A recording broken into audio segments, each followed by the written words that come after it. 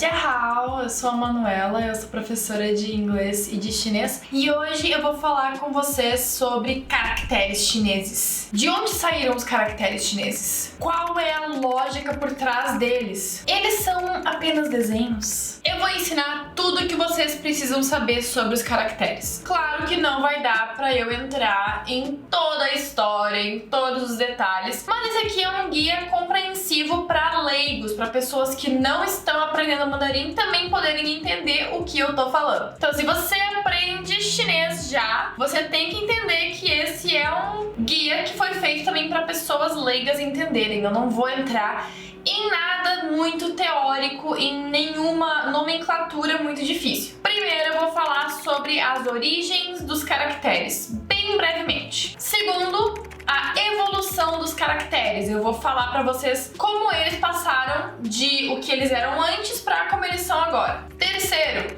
o chinês tradicional. A gente vai falar sobre o que é o chinês tradicional, como ele chegou a como ele é hoje, o chinês simplificado e tudo mais. Quarto, os caracteres hoje em dia. Eu vou explicar todos os tipos de caracteres que existem e como identificar eles. E por último, mas não menos importante, eu vou ensinar para vocês como vocês podem escrever caracteres. Então vamos começar. A origem dos caracteres. Os caracteres eram, como vocês já podem imaginar, no início, só desenhos. Mas assim, ó, muito no início, vocês podem imaginar, porque a gente também tinha os homens das cavernas que faziam desenho para se comunicar aqui, né? Hoje em dia existem 50 mil caracteres, ou seja, seria basicamente impossível fazer um negócio coordenado, um padrão com 50 mil caracteres se fosse apenas um monte de desenho. Por isso, hoje em dia, já tem uma lógica, tem uma fórmula que se segue para escrever cada caractere. No passado, não era assim. Eu acho esse assunto sobre a origem dos caracteres muito interessante, só que eu sempre fico um pouquinho assustada para estudar ele, porque toda vez que eu procuro sobre a história dos caracteres, aparecem muitos blogs com posts muito gigantescos ou então artigos muito grandes. Eu fico olhando para aquilo, tipo, gente, eu só queria entender um pouquinho. Então por isso eu vou fazer o guia para quem quer só entender um pouquinho, para quem não tá afim de ganhar um doutorado nisso. Como quase tudo na China,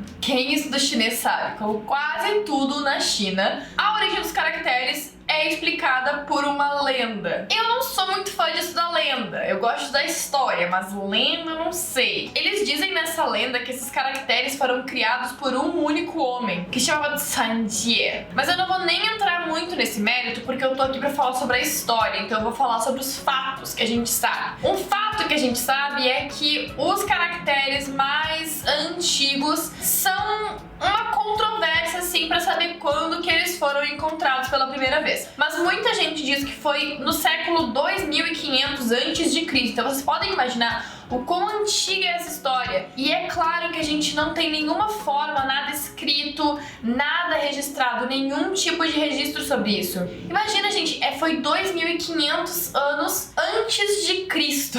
Os primeiros caracteres eram escritos em oráculos, ou seja, ossos. Eles eram bem desenhinhos mesmo e pra mim eles lembram bastante esses desenhos que a gente tem de homens das cavernas, assim, realmente era só um desenho que eles faziam. Depois eles começaram a escrever esses caracteres em outros materiais, mas famosamente assim foi em bronze. Mas eu honestamente acho uma chatice estudar essa evolução toda, porque são muitos e muitos e muitos e muitos séculos de evolução. Cada dinastia teve a sua pitadinha assim que colocou nesses caracteres, enfim.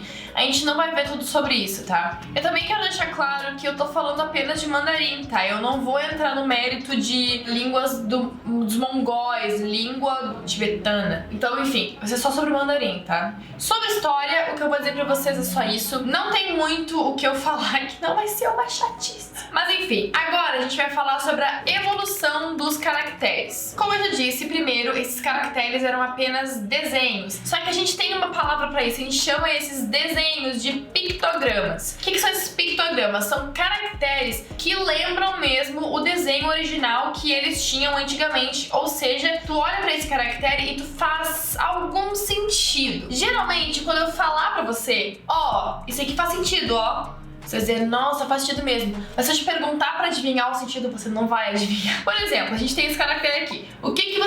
que isso significa. Esse caractere significa árvore. Agora olha de novo, me diz se não parece uma árvore. Parece uma árvore agora que eu falei, né? Antes não parecia. Enfim, esse caractere de árvore é o caractere mu. E esse é um pictograma porque ele realmente veio bem proximamente de como ele era desenhado antes. Esses pictogramas podem ser juntos uns aos outros para formar novos pictogramas ou novos caracteres que fazem sentido juntos assim. Por exemplo, a gente tem o caractere mu, que é o caractere de árvore, e a gente tem o caractere jan, que é o caractere de pessoa. Esses dois caracteres juntos formam o caractere xiu, que é o caractere de descansar. Tá vendo? É uma pessoinha deitada embaixo da árvore. Faz um pouquinho de sentido. Outro com esse mesmo caractere. Caractere mu com o caractere mu. Árvore com árvore forma uma floresta.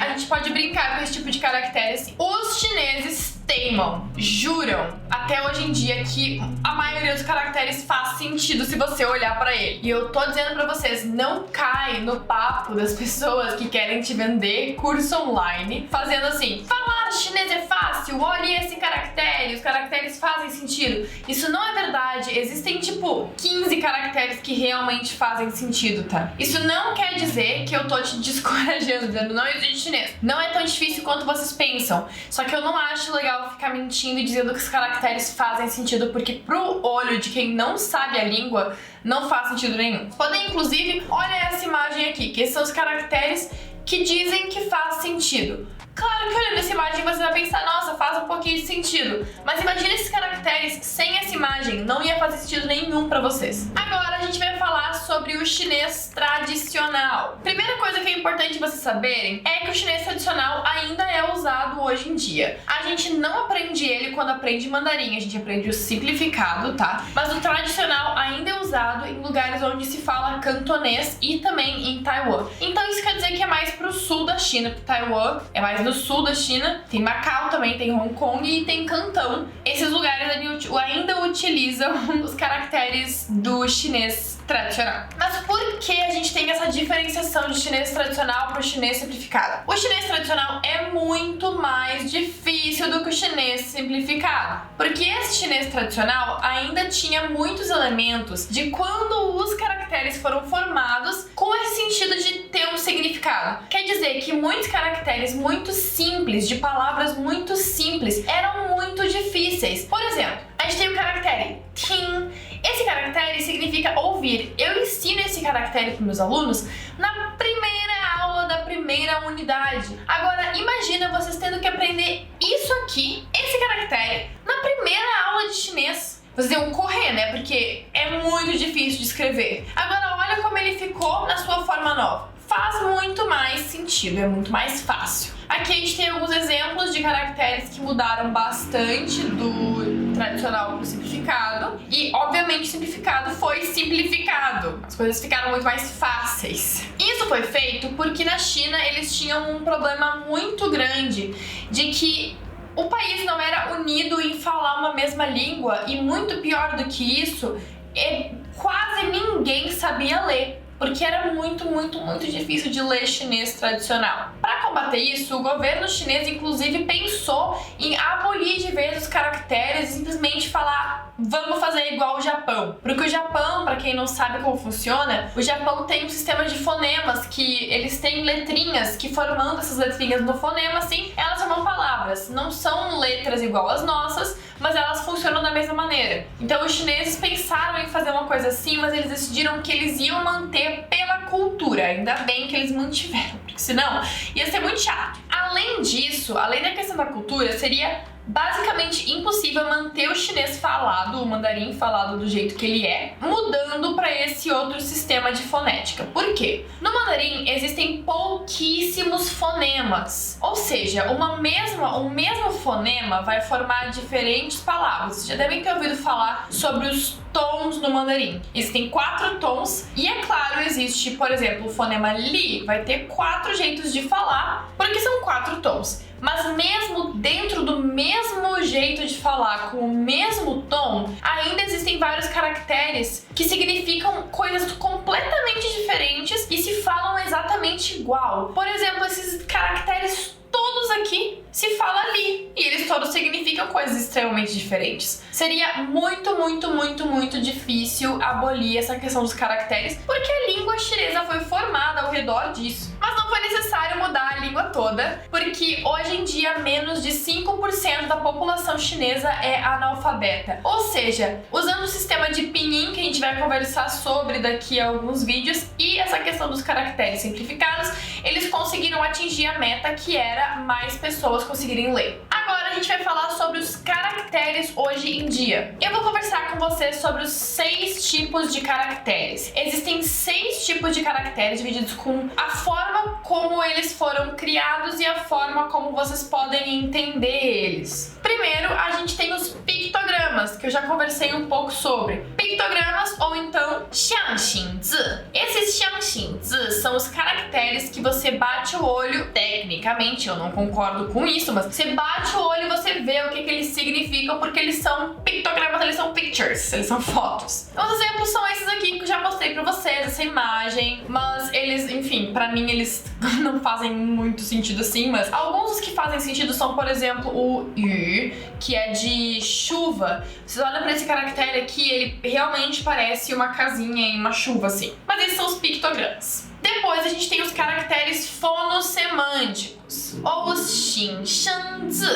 Esses xinshangzi são 80% dos caracteres que a gente tem. Muito importante aprender isso. Quem aprende linguagem já sabe o que significa fonossemântico, eu imagino. Enfim, vou explicar para quem não estuda linguagens. Fono seria do som e semântico seria o significado. Então esses caracteres ou vão ter bem óbvio qual é o seu som, ou vão ter mais ou menos óbvio qual é o seu significado. Eu vou explicar o que eu quero dizer com isso. A gente tem aqui um exemplo, que é os caracteres com yang. Todos esses caracteres aqui têm essa mesma partícula que vocês estão vendo que eles têm igual, que essa partícula significa que aquela palavra vai ser lida como yang. Agora, eu sei o significado? Eu não sei o significado, porque eu só sei como se lê, ou seja, é a parte de fono. Algumas vezes a gente tem alguns caracteres que tem tanto a parte fono quanto a parte semântica. Por exemplo, aqui a gente tem o caractere dan, que é pisar. Ele tem o radical zu, que é pé, e ele tem também a parte dan, que é a parte fonética, que é a parte de como se lê o caractere. Então a gente sabe que ele tem alguma coisa a ver com pé,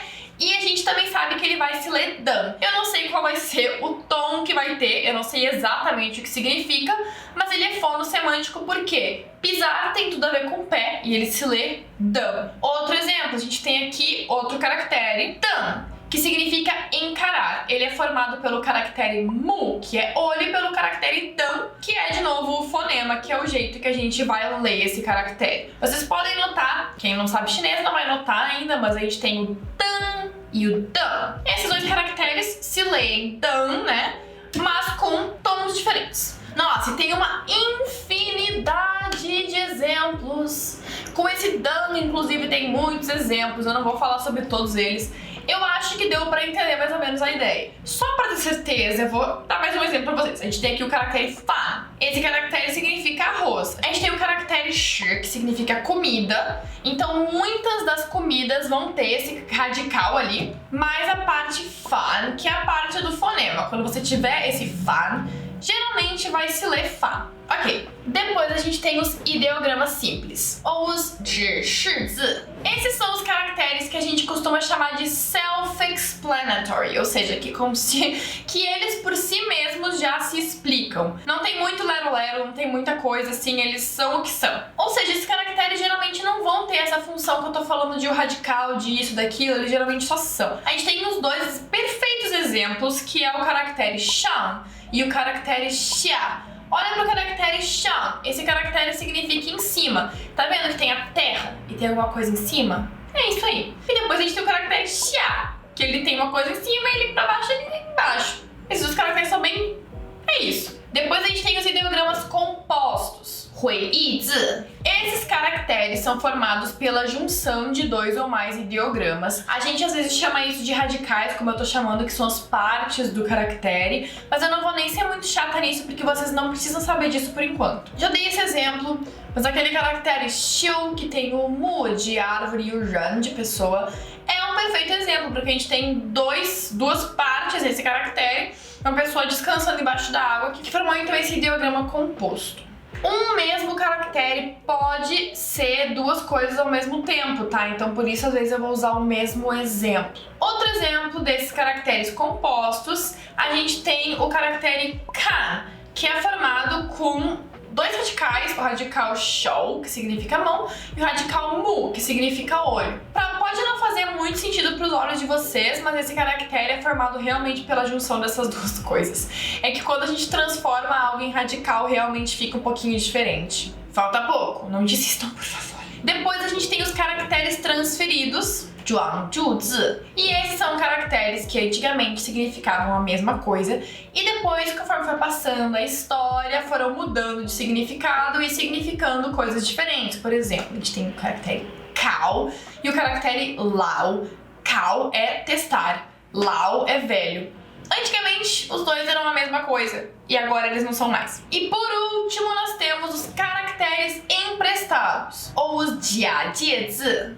Esses são caracteres que foram emprestados por outras palavras. É bem parecido com esse anterior que a gente teve, mas é basicamente quando um caractere significava uma coisa antigamente, ou melhor, significava às vezes duas coisas diferentes antigamente, e se viu a necessidade de criar um caractere próprio para uma dessas duas palavras. Vou dar um exemplo prático que é mais fácil. A gente tem o caractere hu, que significa chamar, e também significa uma partícula de pergunta. Você sabe o que é isso, mas não importa. São duas coisas diferentes, tá? E se viu a necessidade de mudar esse caractere para um dos significados para não haver confusão. Então foi criado esse outro hu, que tem uma coisinha a mais ali. É isso, tá? Esses são os tipos de caractere. Agora eu vou ensinar vocês a escrever caractere. Vocês lembram quando vocês faziam caligrafia e tinha aquele caderno com as folhinhas, com as linhazinhas assim? Pois é, no mandarim vai ser um pouquinho diferente, tá? O mandarim segue uma lógica para escrever. Não caiam no erro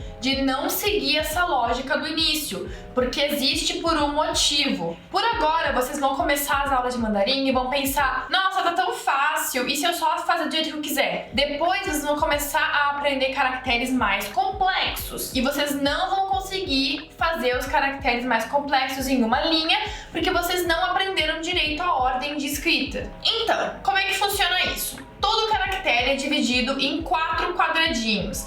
Então a gente usa folhas de caligrafia assim, ó, elas são quadradinhas, tá? Se vocês não encontrarem essas folhas para vender no Brasil, tudo bem, vocês podem usar um caderno quadriculado de matemática se isso não trouxer muito trauma pra vocês, sabe? Vocês não olharem pra ela e pensar: meu Deus, trauma do ensino médio, vou ter que...